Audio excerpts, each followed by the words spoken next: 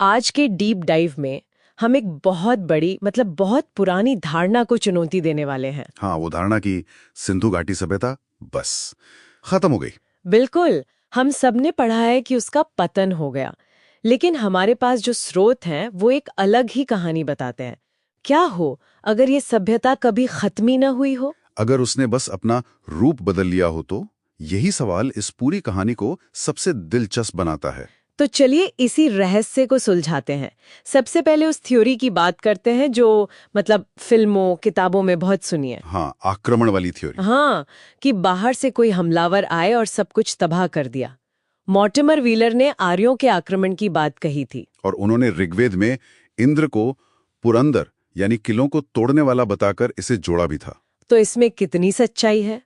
देखिए, ये थ्योरी सुनने में बहुत नाटकीय लगती है, लेकिन पुरातात्विक सबूतों की कसौटी पर खरी नहीं उतरती। मतलब? कोई सबूत नहीं मिला। हमें लड़ाई, नरसंहार या किसी बड़े हमले के कोई ठोस सबूत नहीं मिले हैं। इसलिए ज्यादातर इतिहासकार अब मानते हैं कि विलन कोई बाहरी दुश्मन नहीं था, बल्कि हालात थे। हालात? हाँ, और कोई एक नहीं बल्कि कई विलन एक साथ काम कर रहे थे। कई विलेन एक साथ?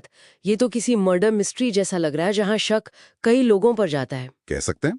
तो पहला और सबसे बड़ा गुनहगार था पर्यावरण। पर्यावरण? अच्छा। कुछ विद्वानों का मानना है कि लोगों ने अपनी जरूरत के लिए इतने जंगल काटे कि मौसम का संतुलन बिगड़ गया। और सूखा पड़ने लगा? हाँ, और वही मोहनजोदड़ो जैसी जगहों पर हमें भयानक बाढ़ के सबूत भी मिलते हैं। एक मिनट, सूखा और बाढ़ एक साथ? ये तो बहुत ही खराब कॉम्बिनेशन है। बिल्कुल, जैसे प्रकृति ने दोहरी मार मारी हो। और एक तीसरी थ्योरी भी है, वो है विवर्तनिक गड़बड़ी की। विवर्तनिक गड़बड़ी? ये तो जमीन के नीचे कोई बहुत बड़ी हलचल, जैसे कोई जबरदस्त भूकंप।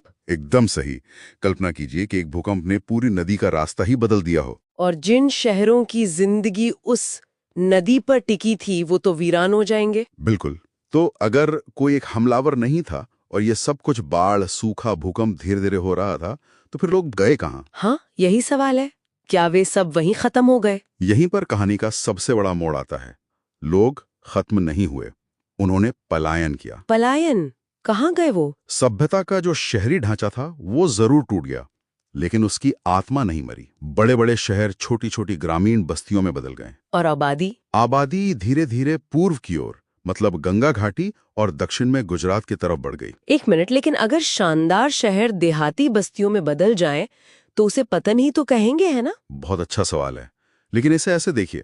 बताइए। क्या किसी कंपनी का हेड ऑफिस बंद हो जाने पर हम कहते हैं कि कंपनी खत्म हो गई? नहीं, हम कहते हैं कि उसका काम करने का तरीका बदल गया।